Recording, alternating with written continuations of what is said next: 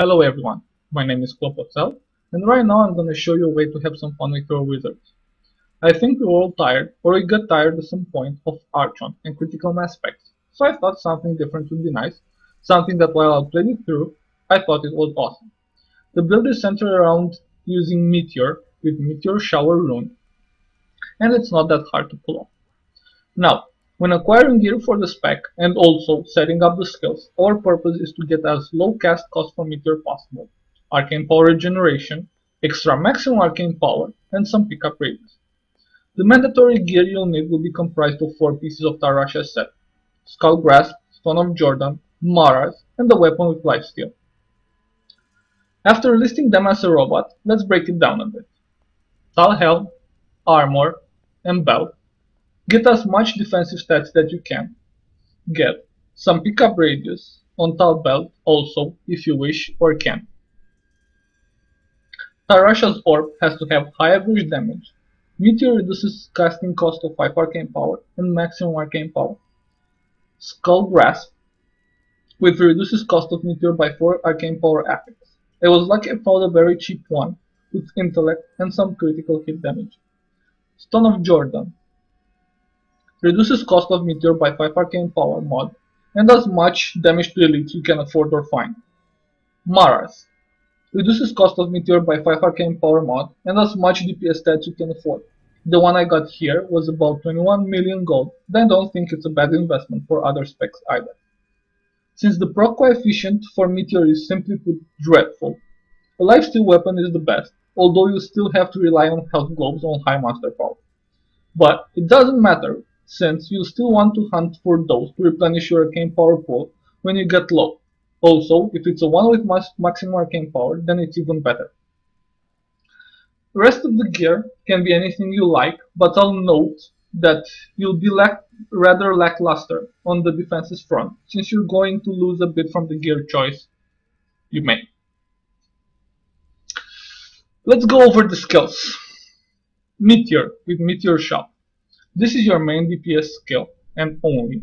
You'll notice that not all the meteors drop where you'd like them to drop, but most of times 3 to 5 will always drop in a concentrated area where you aim the cast. If the zone is like a narrow corridor, it will force all the meteors mostly in the same space. Slow time with Time Warp. What is awesome about this skill with its rather low cooldown is that it will give you a crowd control in the same time it gives you a whooping 20% extra damage. The skill is not mandatory though, you can replace it with Blizzard with Snowbound and get the cold-blooded passive. Diamond Skin with Prism. This is a nice boost of DPS. Yes, you heard me right, it's a boost of DPS. It will give you a 25% reduce in cast cost of Meteor and also some boost in effective hit points. Most of the times you'll have this up at every champion pack you'll find, and it will greatly increase your ability to kill those packs extra fast. I wouldn't say it's completely mandatory, but it's such a huge increase in DPS that I don't think there's something that could actually beat it, even with considering that it might run off because you are taking damage. Teleport with Wormhole. This skill is not mandatory and can be replaced with everything you feel like you need. I for one find extremely useful and I couldn't live without it. It will get you out of all the nasty situations you could get in, if it's a vortex, a place full of exploding frost bombs, or a simply hairy situation where you need to do a quick escape. Storm Armor with Power of the Storm is one of the 3 mandatory skills in this build, since it reduces the cost of Meteor by 3 arcane power. Familiar with Arcanaut is another one of the mandatory skills, since it boosts your much needed arcane power regeneration. Passive skills. First of all, Power Hungry. You won't really need it on monster power 0 through 3, but it will be a nice addition. Substitute for this on low monster power would be Evocation. Glass Cannon. Nothing much can be said here, just a straight up DPS increase. It could be changed for cold-blooded and gain some defensive if you're planning to use Blizzard. Astral Presence is a mandatory passive. The increase in arcane power and arcane power generation is enormously needed for this pack. With all of this, you should have between 146 and 165 arcane power, 16 arcane power generation per second, and Meteor's casting cost reduced by 22, making it cost as little as 28 arcane power normally, and 21 while using Diamond Skin. To note that you'll need at least 7 yards pickup radius, 10 to 14 being a nice number that will help you a lot. The build is awesome in party since you'll constantly have someone in front while you're casting meteors on everything, and you don't run the risk of having mobs consume the damage absorb potential of Diamond Skin and using it to the full duration.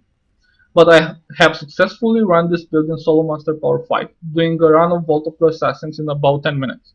The time I'd say is pretty nice, and it's all due to the fact that you get around 30% more damage to elites from Stone of Jordan and Thousand Belt. Downsides to the build would be that monsters with high mobility do cause some issues, but you can always stand your ground and spam Meteor on yourself, obliterating anything that wants to hit you. It doesn't scale that well with monster power. The higher monster power, the harder it will keep to be spamming it. The DPS requirements are bigger than in other specs to be able to kill everything in 10 to 15 meteors without relying heavily on RNG of having health goals drop. With that being said, I hope you have as much fun as I do. Have a nice day everyone, and see you in Sanctuary.